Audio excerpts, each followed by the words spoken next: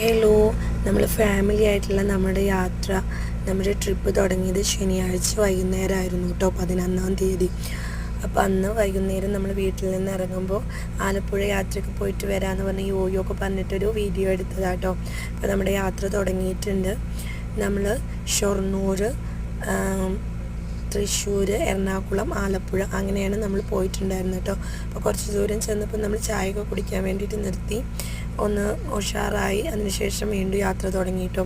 നമ്മൾ ആലപ്പുഴ 2 മണിയോടുകൂടിയൊക്കെ എത്തി. അവിടെ എത്തി റൂമൊക്കെ എടുത്തു.